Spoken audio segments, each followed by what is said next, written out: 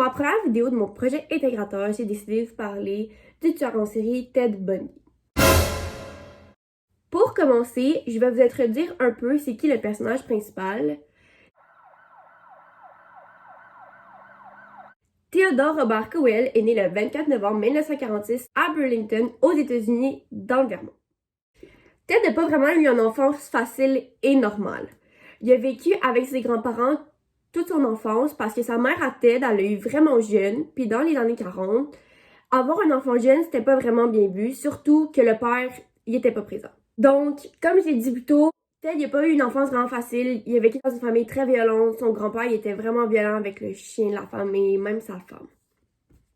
Eleanor, sa mère, s'est mariée à Johnny, un homme qui vient de Washington en 1951.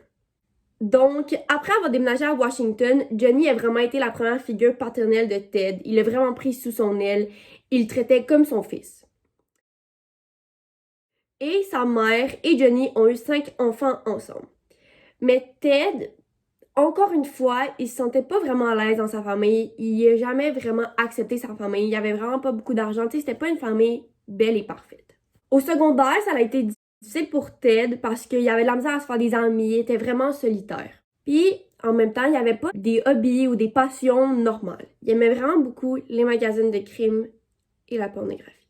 Déjà, avant sa majorité, Ted avait déjà été accusé de vol et de cambriolage, mais ça n'a vraiment jamais été prouvé. Voilà, ça c'est ce qui va compléter le portrait du personnage principal, Ted Bundy. Donc là, on va sauter dans le vif du sujet, l'histoire de Ted Bundy.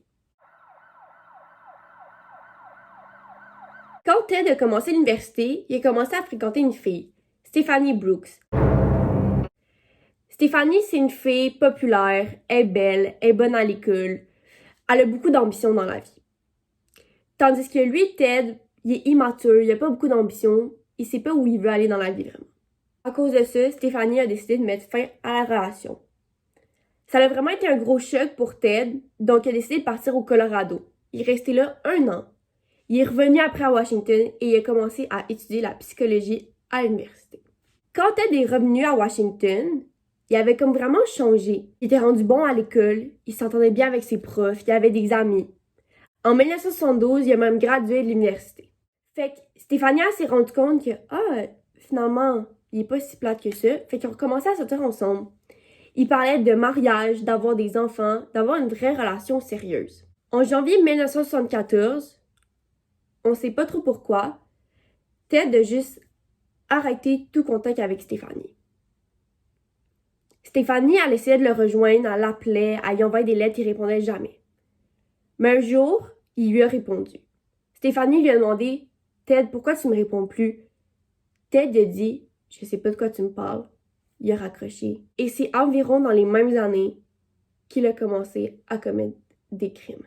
Ted a commencé à faire des crimes vraiment tranquillement. La première fois, il a suivi une femme jusqu'à chez elle. Quand elle s'est rendue compte qu'elle se faisait suivre, elle a crié et Ted est parti en courant. La deuxième fois, il a suivi une autre femme après le bar. Il l'a frappée à la tête, elle s'est évanouie et Ted a eu peur, il est reparti. Le 4 janvier 1974, il a suivi une étudiante, Johnny Lenz, de 18 ans. Il l'a violée, il l'a frappée. Elle a survécu, mais elle a encore toujours des blessures graves à ce jour et des séquelles qui vont lui rester à vie. Le 31 janvier 1974, il suit une femme, Linda Hall Haley. Elle a 21 ans, il est rentré par infraction chez elle. Il l'a battue et il l'a violée. Dans ces mêmes moments-là, les étudiantes commencent de plus en plus à disparaître sur le campus. Il y a des étudiantes qui vont rapporter au poste de police. Ils suspectent un homme avec une coccinelle beige. Toutes les victimes de Ted se ressemblent. Ils ont les cheveux longs, noirs. Elles ressemblent toutes à son ex, Stephanie Brooks.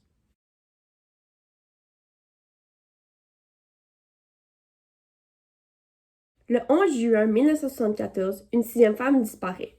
Là, j'ai de la misère à dire son nom. Georgia Ann Hawkins, désolée pour la mauvaise prononciation, se rendait à son dortoir. Il y a plusieurs personnes qui ont vu Ted, mais qui n'ont pas été capables de le reconnaître Mais ils ont dit un homme se promenait en béquille sur le campus. Pendant ça là, Ted, il travaille au ministère des services d'urgence, puis il travaille vraiment beaucoup sur le cas des disparitions. La population à Washington est vraiment apeurée, surtout la population féminine. Dans ces années-là, l'autostop était vraiment populaire, mais les gens ont arrêté en ayant peur de se faire kidnapper. Il y a 2 femmes qui se sont fait kidnapper par Ted. Il y en a une des 2 qui a réussi à s'enfuir et elle a réussi à faire un portrait robot de Ted. Après avoir vu le portrait robot, il y a plusieurs collègues de Ted qui le reconnaissent. Mais Ted, il a trop un beau dossier pour que ce soit lui, fait qu'il n'est pas accusé. Le 2 septembre, avec sa coccinelle beige, il y a une femme qui fait de l'autostop sur le bord de la route. Ted lui demande elle va où, elle rentre dans son auto.